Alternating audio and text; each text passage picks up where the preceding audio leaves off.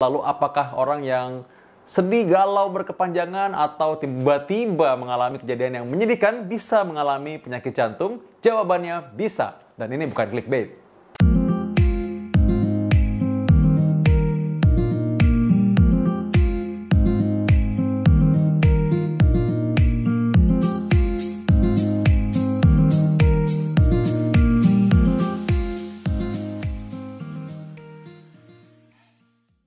Halo Sobat Dr. Vito, kembali lagi bersama saya Dr. Vito Damai di YouTube channel. Banyaknya orang-orang yang DM ke saya kadang-kadang bertanya mengenai hal di luar jantung, yaitu mengenai, dok, ini kira-kira pasangan saya ini kok nggak beri kepastian, saya kira-kira mesti gimana ya?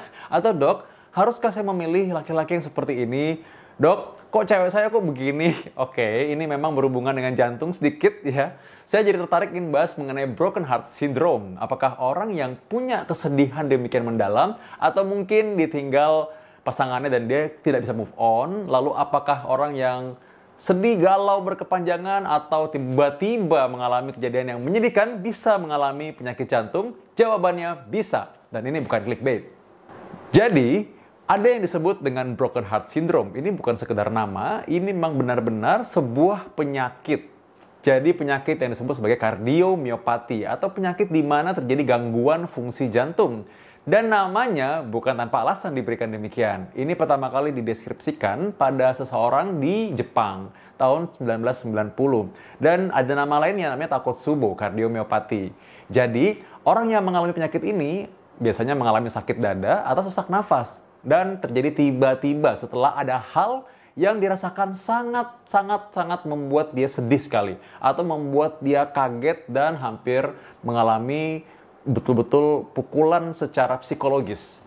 Ya, salah satunya misalnya ada orang yang mengalami ditinggal oleh pasangannya tiba-tiba mendadak, tidak diduga sebelumnya. Atau ada yang mengalami kesedihan luar biasa. Salah satu pasien yang pernah saya lihat adalah pasien yang mengalami kebakaran di rumahnya, lalu semua surat-suratnya berharga itu terbakar hangus, sehingga dia benar-benar merasakan loss, benar-benar merasakan depresi, sampai saya harus konsulkan juga ke dokter psikiater.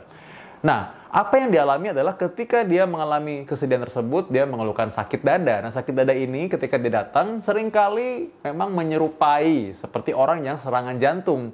Nah, ketika itulah kita benar-benar memang mesti memeriksakan diri. Apa yang harus diperiksa? Ya sama seperti orang yang punya serangan jantung. Dan memang diagnostiknya pun harus dilakukan seperti tersebut. Karena memang yang lebih sering adalah serangan jantung.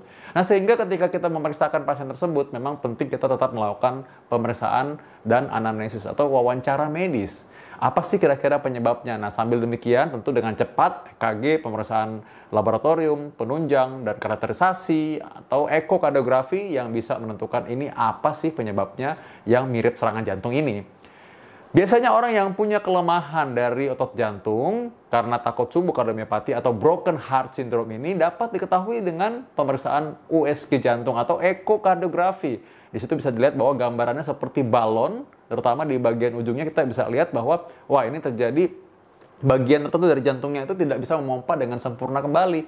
Makanya rasanya memang seperti orang yang sesak napas, seperti orang yang habis serangan jantung.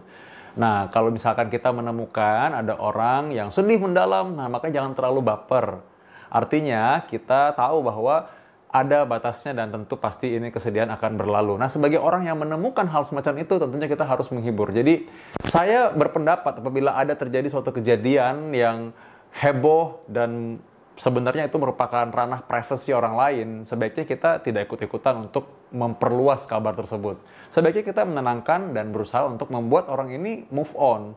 Tentu saja apabila misalkan contoh nih ada kabar, orang tiba-tiba ditinggal, orang tiba-tiba ditinggalkan oleh kekasihnya atau orang yang dia cintai. Nah, sebaiknya kita jangan kita ngeledekin dia lah maksudnya gitu ya. Jangan kita malah gangguin dia terus. Ya malah kita harus memberikan dia support, kita memberikan dia semangat. Tentu saja masih ada cowok lain gitu.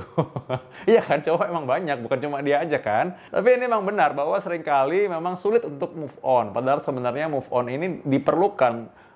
Ada banyak hal lain, kesempatan lain di luar sana yang kita harus kejar. Demikian pula bagi laki-laki. Kalau ada perempuan yang tidak menghargaimu, hey, come on, ada cewek lain juga yang bisa menghargaimu. So, kalau misalkan sampai dia tidak memilih kamu menjadi kekasihnya, itu berarti kerugian buat dia, bukan buat kamu. Dia rugi. Kamu akan tetap mencapai cita-cita kamu, tenang-tenang aja ya. Jadi dia rugi, kamu akan tetap mencapai cita-cita kamu. Dan suatu saat nanti kamu bisa menceritakan kepada orang lain bahwa, aku tetap mencapai cita-cita aku tetap mencapai karir yang tinggi, dan ya dulu yang mantan kekasih atau mungkin mantan pacar-pacaran dulu yang tidak jadi bersama aku, ya itu ruginya dia, ya ruginya mereka. Ya.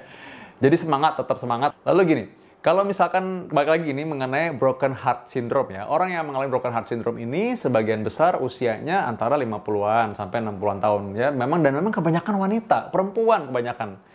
Orang yang mengalami broken heart syndrome ini kebanyakan perempuan. Kenapa? Apa mungkin karena perempuan yang lebih baper? Coba kalau menurut Anda, apakah perempuan benar lebih baper dibanding laki-laki? Nah, coba kamu tulis di komen ya. Anda tulis dan saya pengen dengar pendapat Anda. Apakah benar perempuan lebih baper daripada laki-laki? Nah, kembali kita lanjutkan bahwa ternyata memang demikian halnya. Perempuan lebih banyak daripada laki-laki. Dan ada kabar bagusnya dari penyakit ini. Nah, penyakit ini ada kabar bagusnya juga. Maksudnya bukan kabar bagus ya, artinya ada harapannya ya. Orang yang mengalami takut subuh kardiomiopati atau broken heart syndrome ini punya angka kesembuhan yang cukup tinggi. Artinya ternyata memang bisa kembali seperti semula. Jadi sebagian besar kembali seperti semula lagi kok ya. Dengan bantuan obat-obatan, dan ada juga yang sembuh sendiri. Namun tentu dengan obat-obatan maka pumpingnya, kemampuan kontraksi, kemampuan relaksasi jantung, kemampuan jantung untuk memompa darah itu bisa kembali terjaga dan bisa kembali pulih. Karena apa? Ada hal lain yang dikhawatirkan dari broken heart syndrome, yaitu apa? Satu, gangguan irama jantung. Yang kedua, tadi adanya gagal jantung yang menetap. Tentu masih ada ancaman seperti itu. Jadi sehingga obat-obatan tersebut membantu supaya mengendalikan irama jantung dan juga menjaga performa dari pompa jantung supaya bisa mudah-mudahan kembali seperti normal kembali. Dengan demikian kita tahu sekarang bahwa ada namanya broken heart syndrome, dan itu bukan semacam penyakit yang dikarang-karang, itu benar-benar ada penyakit itu ya, kardiomiopati, takut subuh kardiomiopati. Dan penyakit ini disebabkan karena orang yang sedih tiba-tiba atau benar-benar merasa terjadi pukulan secara psikologis ya, sehingga ini menyebabkan terjadinya broken heart syndrome. Bagi Sobat Dr. Vito semuanya, kalau menghadapi sesuatu, saling support. Mudah-mudahan yang menjadi Sobat Dr. Vito juga sama. Kalau misalkan kita punya teman, punya kenalan, punya orang-orang sekitar kita, atau kita tahu ada orang yang mengalami kesedihan luar biasa, baiklah kita jangan menjadi tukang gosipnya, tapi kita menjadi orang yang menghibur, orang yang menjaga dia. Hai Sahabat Dr. Vito, akhir-akhir ini mungkin sebagian orang masih takut untuk ke rumah sakit, padahal mereka butuh informasi kesehatan, dan juga banyak sekali hoax yang beredar, dan ini sangat menyesatkan. Karena itu saya memberikan video saya secara gratis. Anda boleh subscribe secara free sekarang juga. Anda boleh tekan tombol lonceng supaya setiap ada video baru, Anda boleh mendapatkan notifikasinya. Dengan demikian Anda juga mensupport kami, mendukung kami untuk terus memproduksi video yang berguna bagi masyarakat.